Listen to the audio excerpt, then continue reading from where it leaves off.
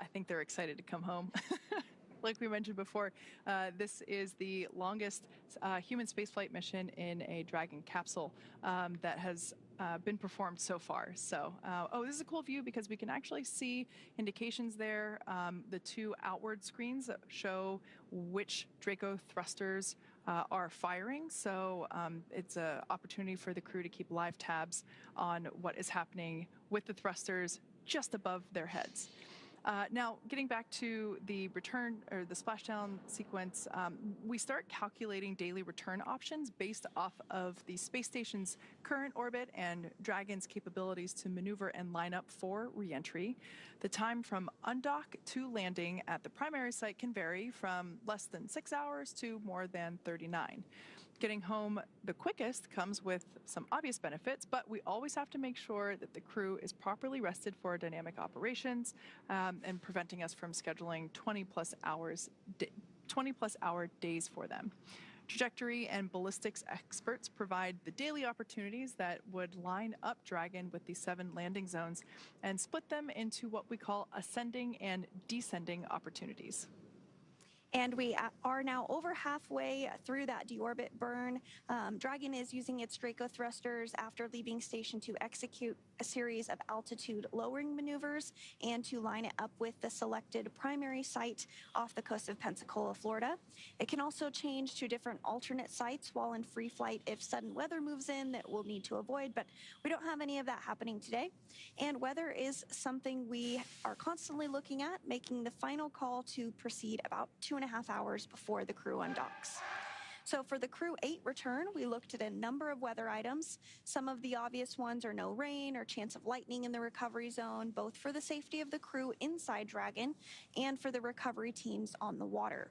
We're also looking for wind speeds less than 15 feet per second or about 10 miles per hour and relatively calm seas so we can safely execute recovery operations, which includes landing a helicopter on the recovery ship to fly Matt, Mike, Jeanette, and Alexander back to Florida.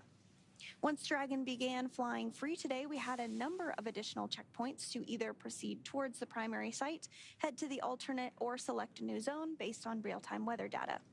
These checks happened all the way up until we're in the final hours before the deorbit burn, which is the last burn in the trip home and commits Dragon to re-entering the Earth's atmosphere. And that deorbit burn is underway, and we are just awaiting confirmation that it is wrapped up.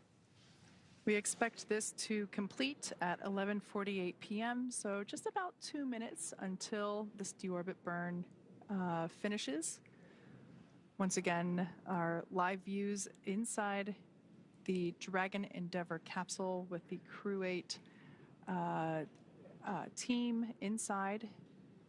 These views here, so we can actually see there in the center console, that is basically a trajectory tracker for showing them where they anticipate to splash down. But the view that I particularly love are the Draco firings there on either side of that center console.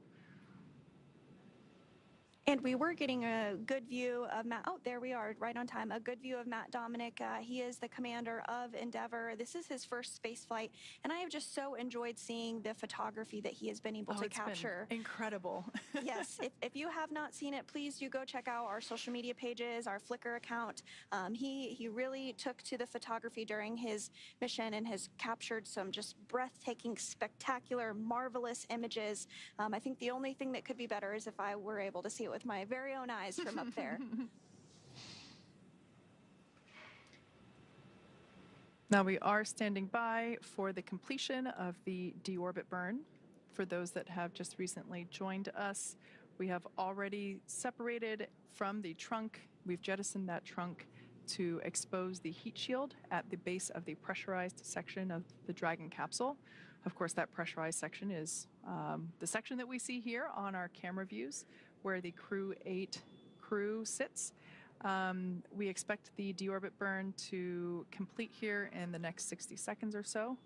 This was a 9-minute long burn, and it is the final burn that lines up the trajectory for the Dragon capsule with the targeted splashdown site. The final firing of the 4 Draco thrusters at the top of the capsule. Deorbit burn complete. Performance nominal. Nose cone closure initiated. Dragon Cappers. And great news, we did hear that deorbit burn is now complete. Dragon is committed to coming home. So next up, we will have the nose cone that does close up. This will take a couple minutes to complete. We have a series, basically 12 hooks on the nose cone that will lock in with the Dragon capsule, and those will close in a series in 2 different series, so 6 each. Yep, and those are those same nose cones that were nose cones. The same hooks, yeah. The same hooks that were used yesterday to actually unhook from the International Space Station, and as it backed away, if you were tuning into our coverage for that.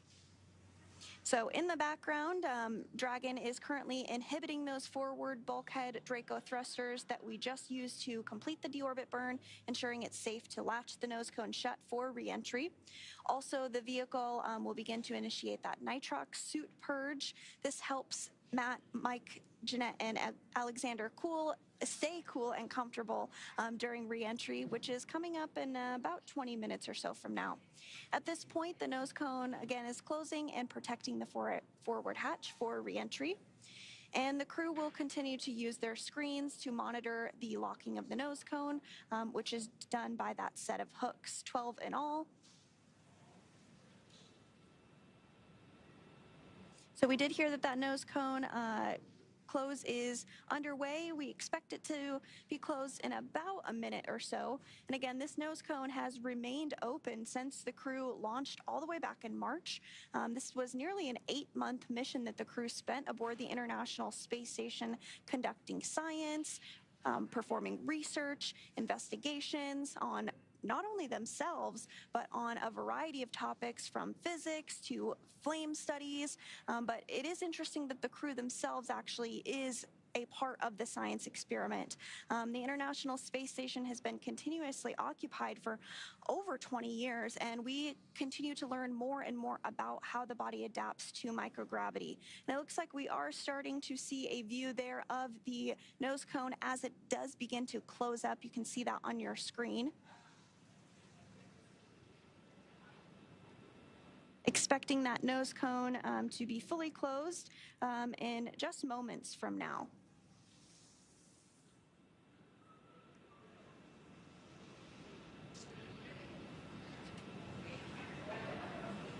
And we'll stand by for that nose cone to go ahead and be closed up. Again, we expect that call out here in just a few seconds from now. While this nose cone closure is underway, this is the final physical change that Dragon will undergo today. This, like we mentioned earlier, we jettisoned the trunk, and now we're closing the nose cone. And once that nose cone is closed, Dragon is basically in its final configuration and ready to begin its re-entry period through the Earth's atmosphere. As we mentioned earlier, that period is a period of time of a high dynamic loads or aerodynamic loads and heating. So the heat shield will be doing quite a bit of work during that time and helping to slow the capsule down significantly. In fact, right now they are still going at orbital velocity, and when they begin to re-enter the atmosphere is going to be pushing back on the capsule and helping to slow it down. And that energy turns into heat at the base of the heat shield, and that heat shield helps protect the crew and the capsule during that phase. By the time that the drogue parachutes deploy and help slow the capsule down even more, basically that re-entry period sees a deceleration from 17,500 miles per hour down to 350 miles per hour. So while the atmospheric reentry is a we see the Dragon capsule come back with some toasty marks on it. It's for good reason. It really actually helps do quite a bit of work to help slow the capsule down itself. So we are standing by for, actually I did just hear that we have confirmation that the nose cone is now closed. So nose cone closure is complete. And we basically move into the second half of entry. Dragon is now beginning to inject cooled nitrox into the air that is being delivered to the suits worn by Matthew, Michael, Jeanette, and Alexander. Again, this is what will allow the crew to remain comfortable while those external temperatures outside of Dragon reach 3,500 degrees Fahrenheit. With the heat shield pointing forward, it is basically leading Dragon to the landing site. So we've been talking a little bit about the heat shield. Dragon's primary heat shield is comprised of PICA 3.0, which stands for Phenolic Impregnated Carbon Ablator. First gen PICA was actually initially developed by NASA for studying and sampling comets within our solar system. That's right, and SpaceX partnered with NASA to develop PICA-X, which was the second-gen product used on all Dragon 1 cargo resupply missions that successfully resupplied the International Space Station on 20 missions. PICA 3.0 was developed specifically for use on Dragon 2 crew and cargo with enhanced structural and thermal properties that optimized the heat shield and drove down cost and mass. The remainder of Dragon is composed primarily of a SpaceX proprietary ablative material. It's another class of thermal protection which is lighter weight versus PICA and protects the underlying composite structure during that reentry phase to ensure that the structural capabilities are maintained, and that also helps to make sure that our Dragon capsules are easily and rapidly reusable. And while Dragon will experience temperatures well over 3,000 degrees Fahrenheit during peak reentry conditions, the characteristics of the TPS, or thermal protection systems, coupled with the ECLIS environmental control and life support system in the pressurized interior will ensure that Matt, Mike, Jeanette, and Alexander stay cool and comfortable during all phases of reentry through Splashdown. And again, we are now less than an hour away from Splashdown off the coast of Pensacola, Florida. Targeting that splashdown at 12:15 a.m. Pacific time. And we are now less than 20 minutes away from the start of that 7-minute blackout period where we won't have communications with the crew due to that blackout period as that ionization builds up around the heat shield we just discussed. Now, after Dragon Endeavour has re-entered the Earth's atmosphere, we will deploy a series of parachutes to help slow the crew's descent. First will be the 2 drogue parachutes, followed by nose cone secured for entry.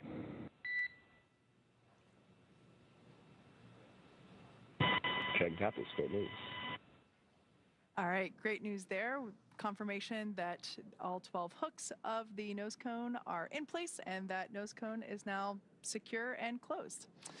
So fast forwarding a little bit back to re-entry, and more specifically when we're deploying the parachutes, the first 2 parachutes that will come out are the 2 drogue chutes, and those will be followed by the 4 main parachutes that will help guide Dragon to its first contact with Earth since launching back in March 4th to be exact. Dragon will automatically deploy these parachutes when different pressure and positioning sensors on the spacecraft detect that they are at the right speed and altitude.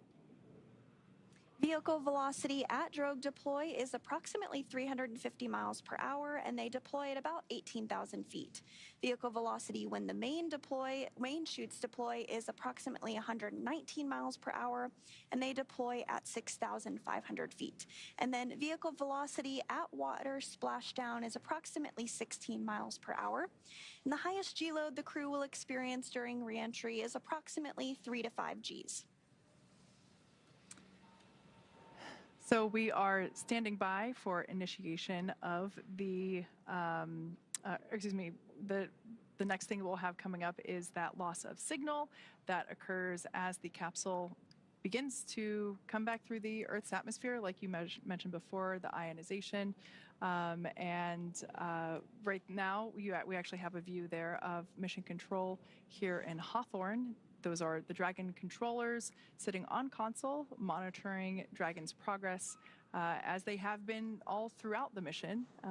We have Dragon controllers on console 24/7 while Dragon is on orbit. And this view here is actually a view from our recovery vessel Megan, a beautiful moonshot. Wow, that is super clear and very cool to see. Yeah, absolutely. The recovery team did deploy out to the vessel a short time ago, about an hour before splashdown, and some members do go a little sooner than that. It just depends on the role. But there's an entire team that helps to support the splashdown, and we'll talk through all those operations. You'll see a lot of the folks on camera this evening, but it looks like they are getting a beautiful view of the moon and soon to be a beautiful view of Crew-8 as they re-enter the Earth's atmosphere.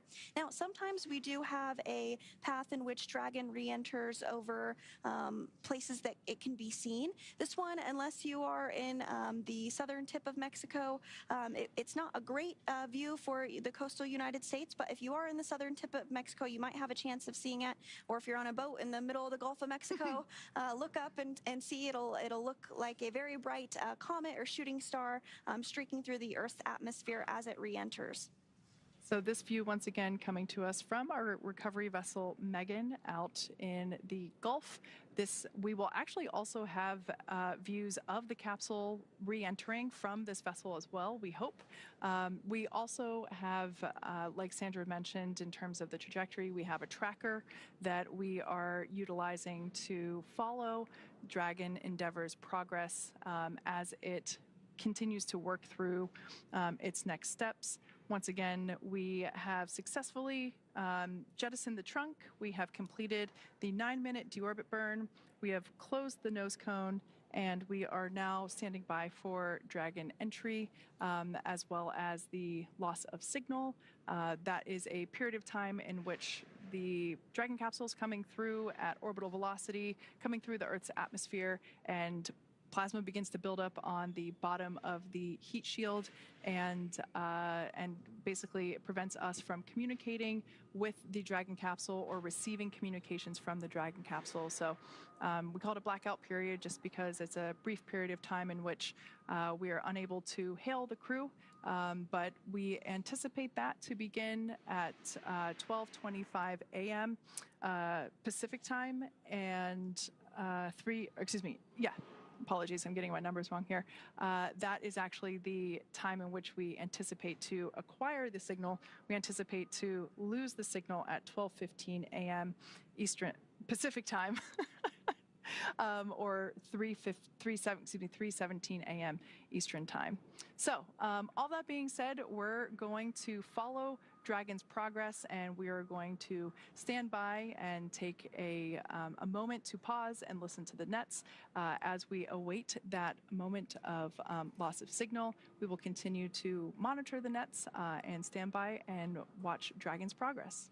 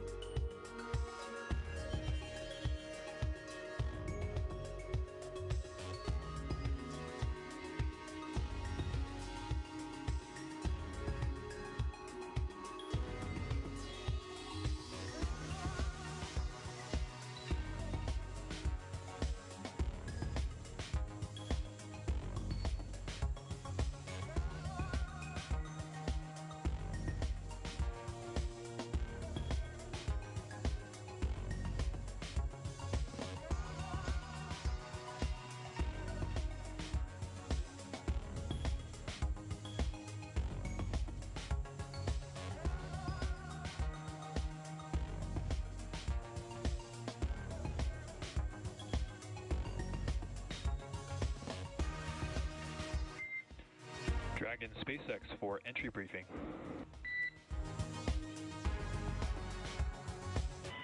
Dragon's ready. All right, Endeavour, good to report that there are no deltas to the timeline. The team right now is tracking no issues on Dragon, and our landing site weather still looking beautiful with a wind speed of 3 knots, a wave height of half a foot, and a wave period of 6 seconds. How copy? That is tremendous, tremendous news. We're going to go visors down, our sights have secured, and our restraints are tightened. Copy that, Dragon. Crew entry preparations are complete.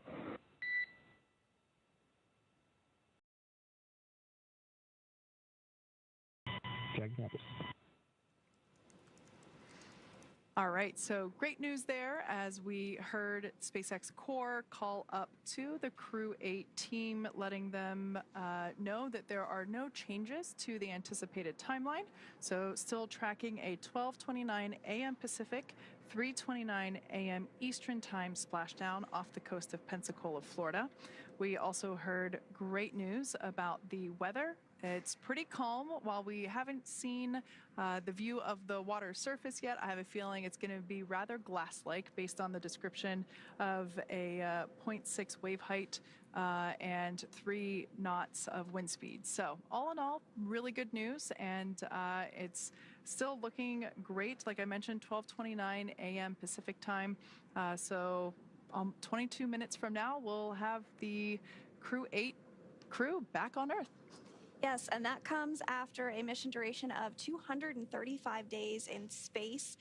The crew traveled 99 million statute miles during that time period. They saw the arrival of 8 visiting vehicles and the departure of 8 visiting spacecraft. Some of those were crewed spacecraft with other crew members on board. Some of those were cargo resupply missions.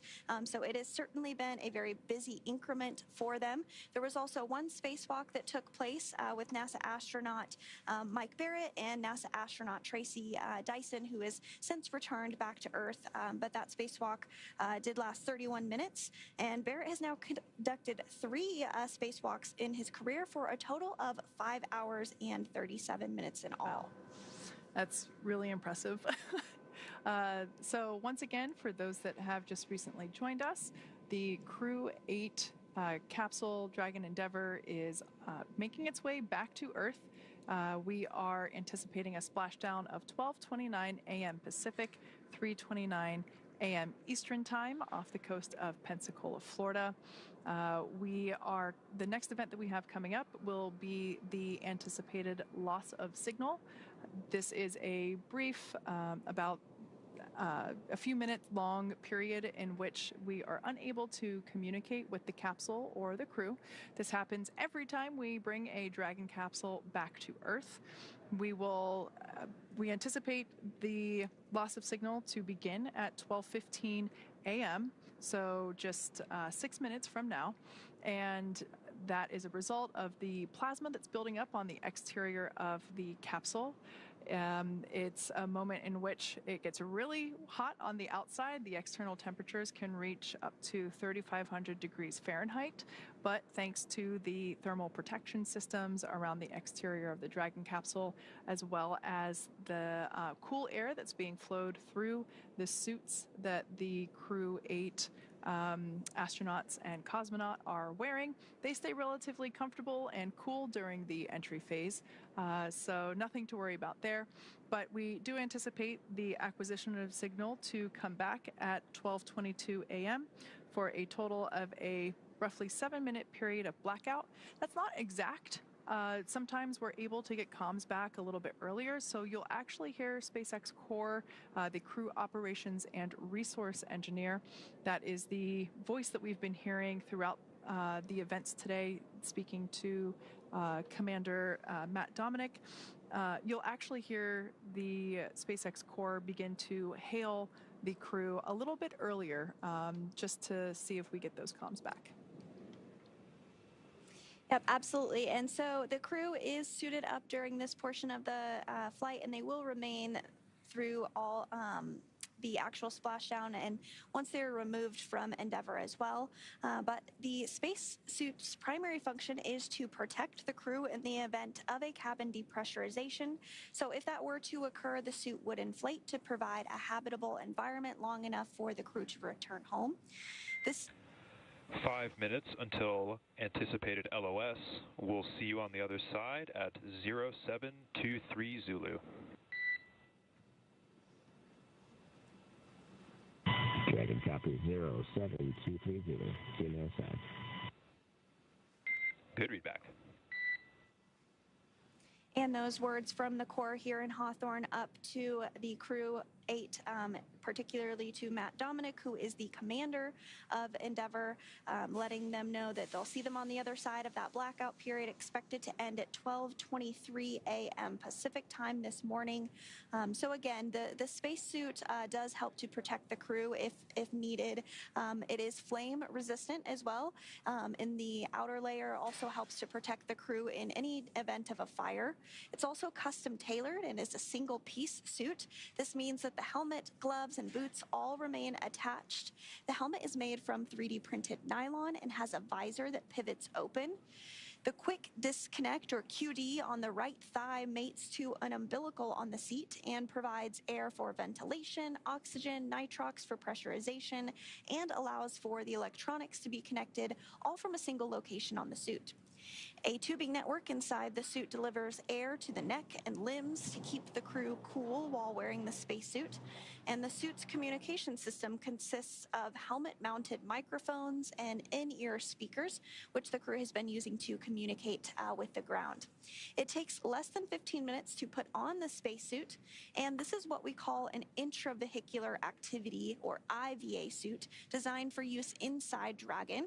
When the astronauts move onto the International Space Station, the suits do stay on board Dragon, and then the astronauts wear NASA's extravehicular activity suit, or EVA spacesuit, when outside the International Space Station conducting those spacewalks. So everything continuing to go smoothly this morning.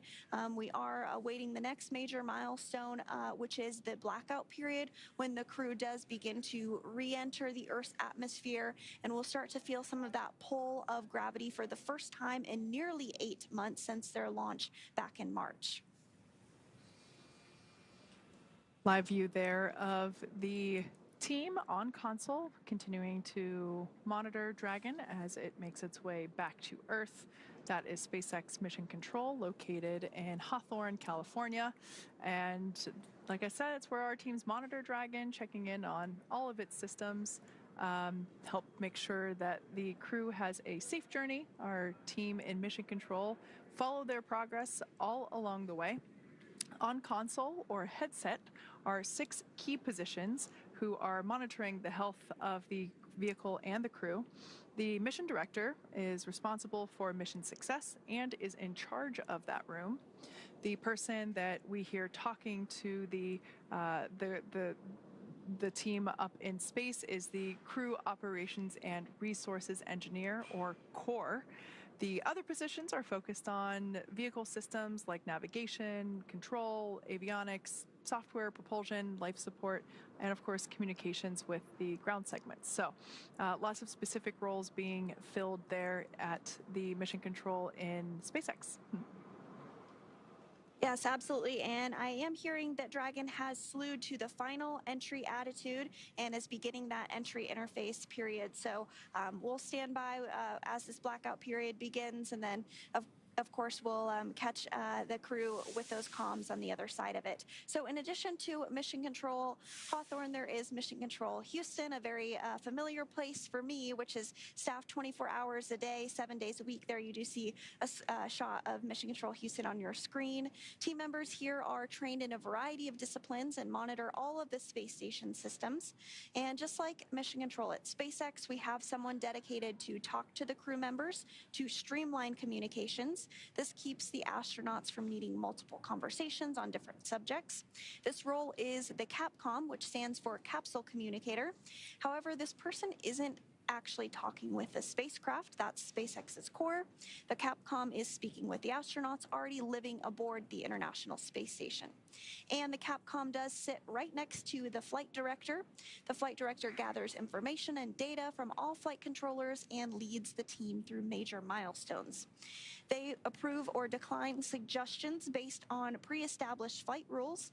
Other key members include the ADCO, who controls the attitude or orientation of the space station.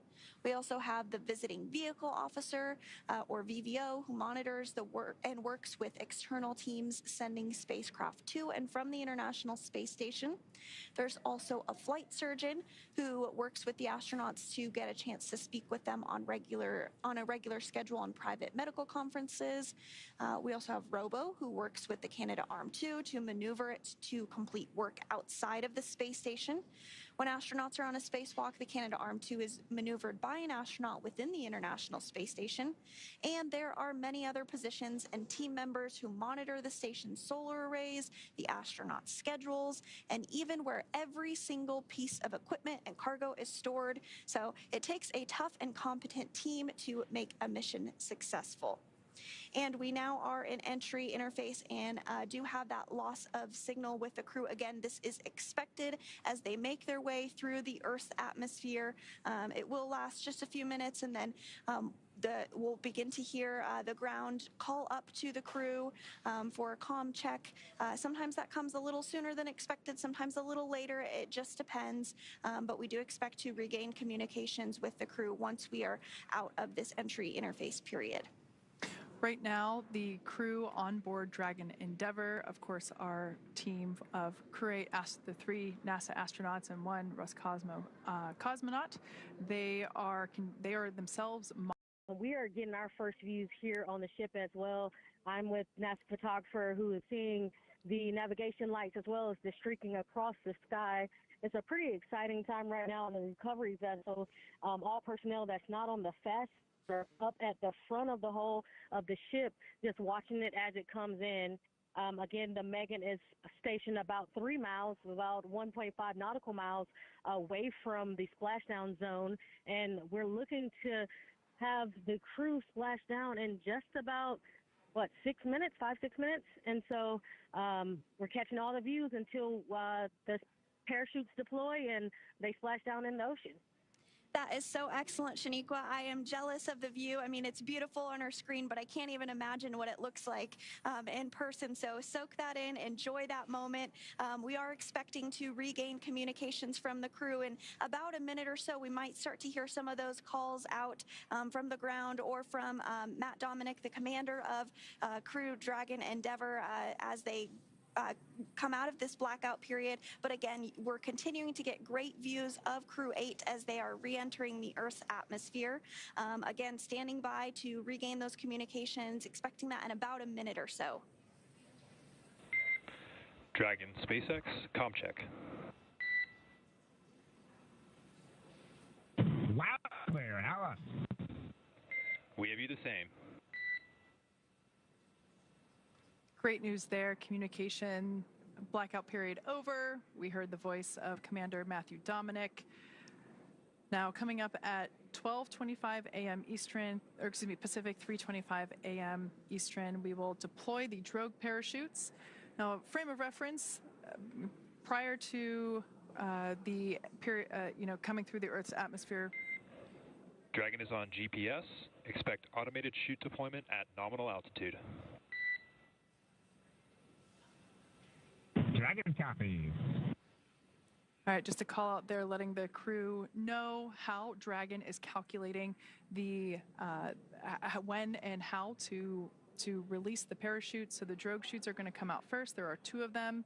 This occurs around when the capsule is going about 350 miles per hour or so, roughly about there.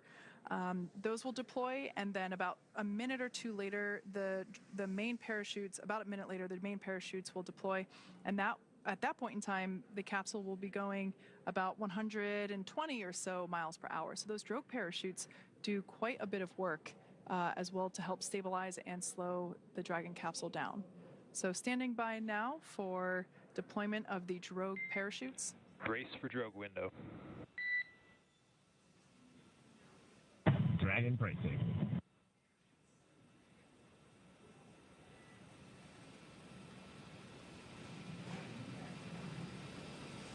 And this view again is from the WB-57. That's one of our high altitude planes as it continues to track Dragon ahead of those drogue parachutes being deployed. And shortly after that, we'll see the main parachutes deployed. But we'll stand by for those drogues to go ahead and get deployed.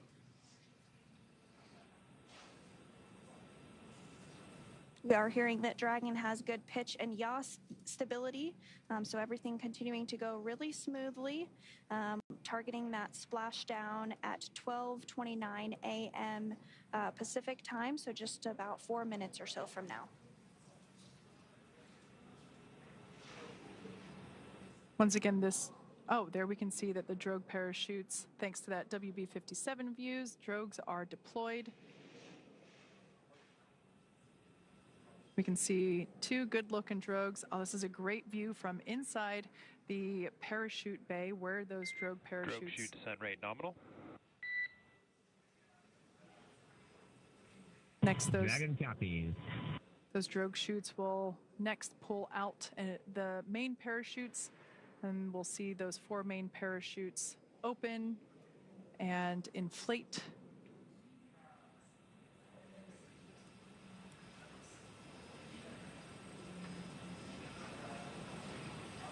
Once again, Dragon is, we can see deployment there of the 4 main parachutes. Dragon is doing this autonomously, releasing each set of parachutes. We can now see those 4 main parachutes begin to inflate.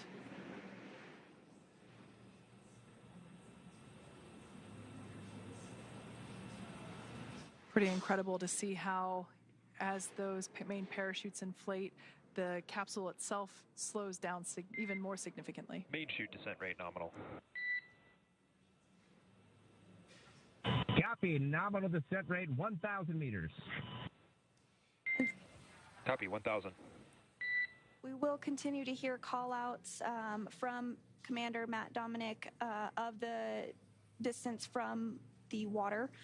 Those parachutes really doing their job now, as you mentioned, Kate, starting to slow the spacecraft down even more and more. By the time the crew actually does splash down in the water, they'll be going about 15, 16 miles per hour. So those parachutes really taking on that air to slow down the spacecraft. 800 meters. Copy, 800. Like you said, Commander, Matt Dominick will continue to report altitude every 200 meters. So we just heard the 800-meter call out.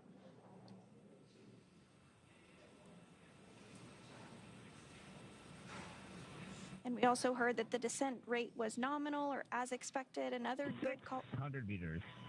A good call out there. Copy, 600.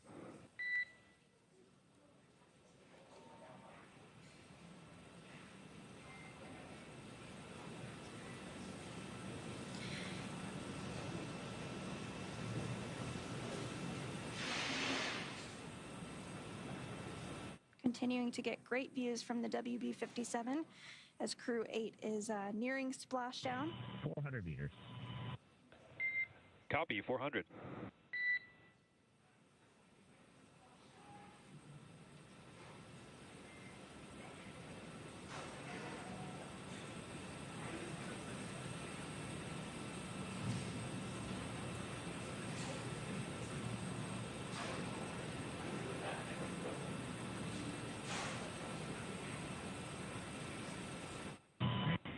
Meters, bracing.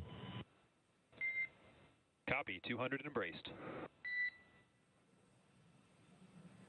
At this point in time, the seats in Dragon have rotated a little bit to help provide a more comfortable and safer bodily orientation for the crew members as they come closer to splashdown.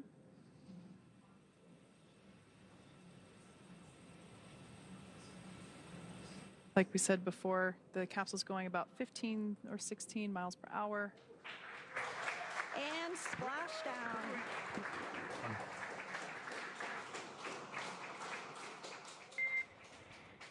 And Endeavour, we see the same. On behalf of SpaceX, welcome home.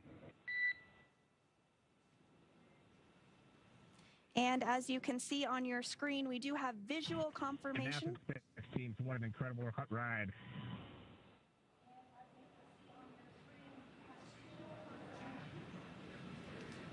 Again, we do have visual confirmation of Crew-8 successfully splashing down after 235 days in space.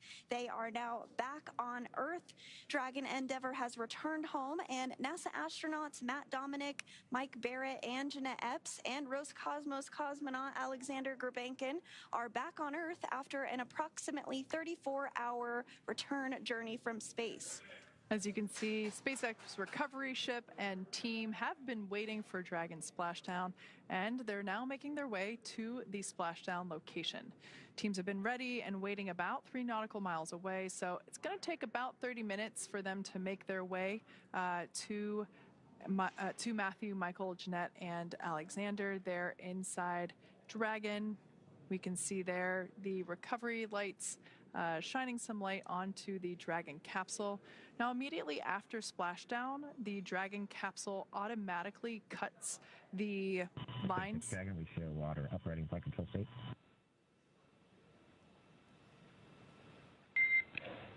SpaceX copies, we see the same. So that was just Commander Matt Dominick reporting the orientation in which Dragon is now in, which we see there on your screen. Like I mentioned before, the Dragon capsule automatically cuts. Basically, stable 1. Copy and concur, stable 1. Dragon automatically cuts the lines to the parachutes, so we will see some of the recovery team in the fast boats, which are now approaching the splashdown site. We'll see a couple of those boats divert over to where the parachutes landed, as we will retrieve those from the water. We will also see a fast boat approach the Dragon capsule.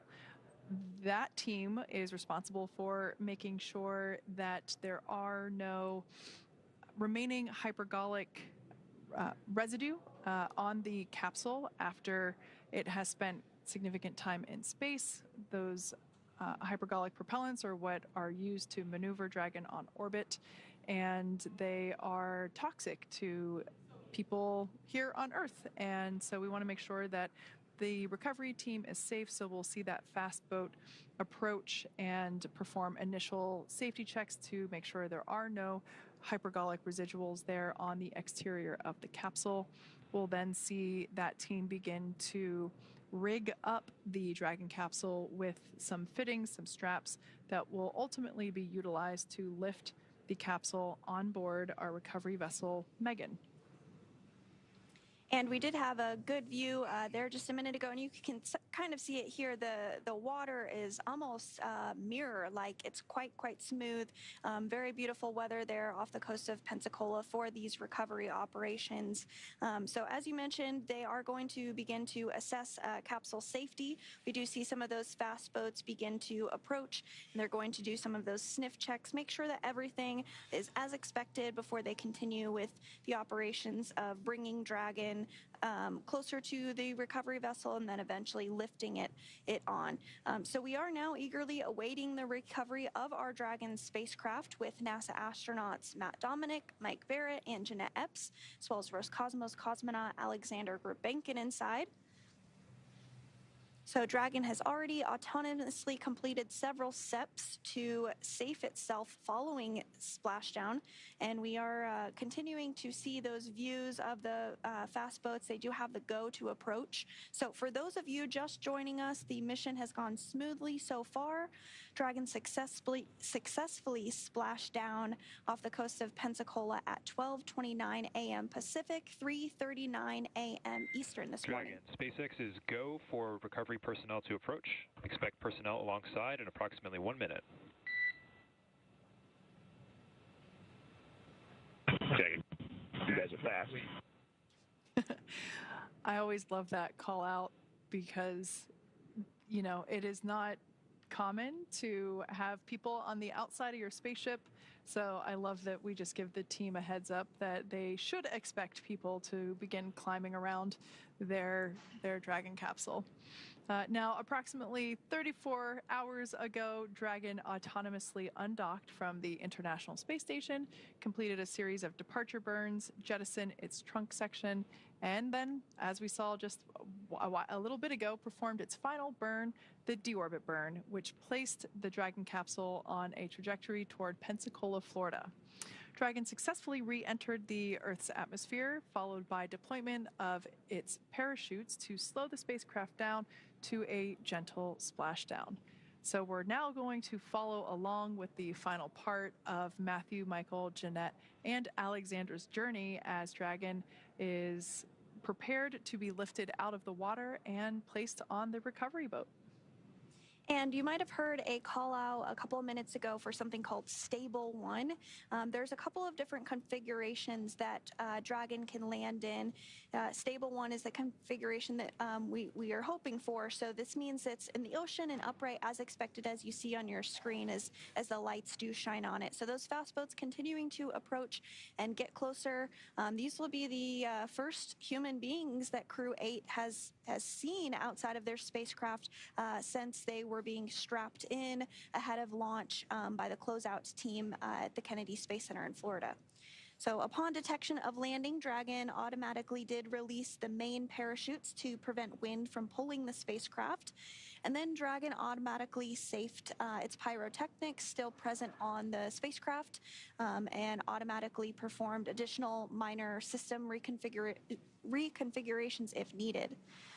So the astronauts will remain seated and in their spacesuits at this point, but the onboard air conditioning keeps things temperature regulated inside the spacecraft so they can be comfortable, and the communication systems on board remain powered so the crew can continue to communicate, and we'll likely hear some of those calls back and forth from the ground to the crew inside Endeavour.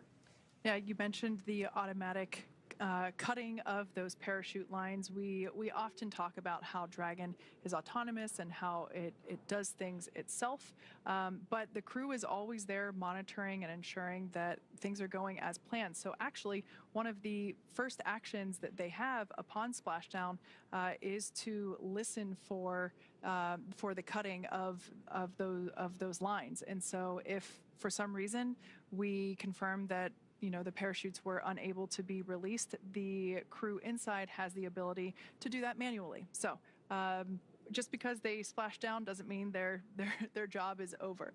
Now, in this view here, we can see some of the recovery team there in the fast boats that got that go to approach. We have 2 fast boats in the recovery fleet, which you see there, that have moved rather quickly to that splashdown point.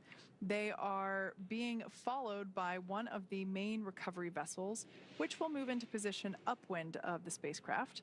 We put it upwind just in case there are any residual hypergolic elements there on the exterior of the capsule. So putting the larger recovery vessel upwind before having the confirmation that there are no residuals, key safety check there. The 2 fast boats have very specific roles. Their first view of our second fast boat.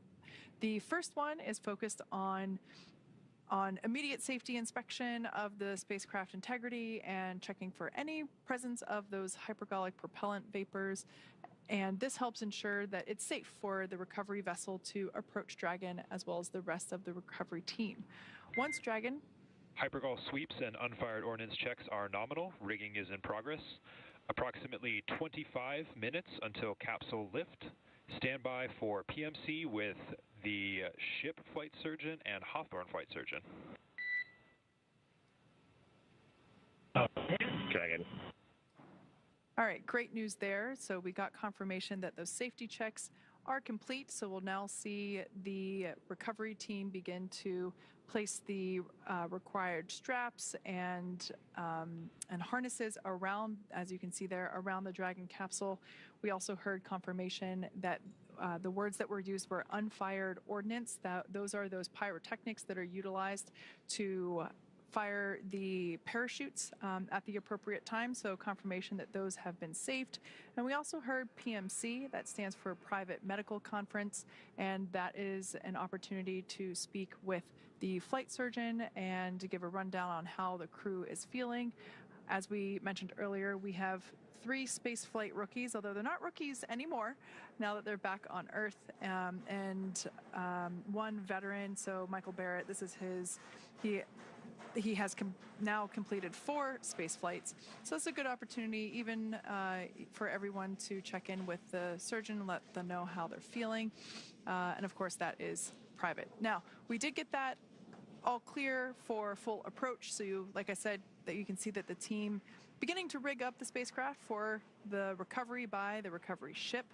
That second fast boat, which we see coming in and out of screen, is responsible for parachute recovery and also serves as a redundant boat to the first fast boat.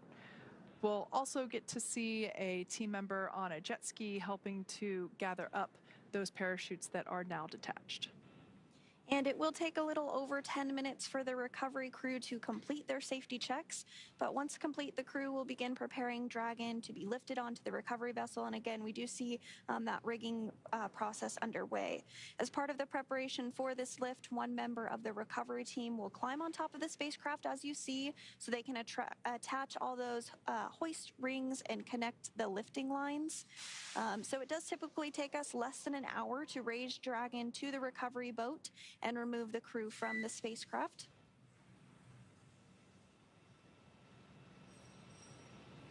And after medical checkouts, once on board, the crew will return to land within 4 hours by helicopter. Dragon to ground is now public. Copy, Dragon, copy. So after they return to land by helicopter, the crew will fly by plane back to Houston, where they will be reunited with their friends and their family, and then complete their post-flight period. And so again, we were getting some great views of Crew-8 after they splashed down. We'll probably get some more great views here momentarily, but everything went very, very smooth this morning. The crew did splash down off the coast of Florida at 12:29 a.m. Pacific time this morning, following their undocking from the International Space Station yesterday. They did have a 34-hour time period in which they were returning back to Earth, now back home safe and sound after 235 days in space, 3 of whom it was their very first time in space. And so this is a view of Mission Control here in Hawthorne, California. The core was the main individual that has been speaking with the crew following their undocking from the International Space Station yesterday. We'll continue to hear some of those calls back and forth from the core, the crew operations resource engineer here at Hawthorne. Particularly to Matt Dominick. He is the commander of Crew Dragon Endeavour, so he is the main astronaut that will speak with the Corps. And it looks like we are getting our first view there on the recovery vessel Megan. That circular object that you see in the center of your screen there, that is actually what we call the Dragon's Nest. That is where the Endeavour spacecraft will be lifted up and placed into. That's why we had to do that rigging ahead of this operation. We had to make sure that all of the harnesses were properly installed in order to hoist Dragon up into the Dragon's Nest. Now, you mentioned communicating with the crew. We actually have a team member on board the Dragon, or excuse me, on board Megan, the recovery vessel that you see there.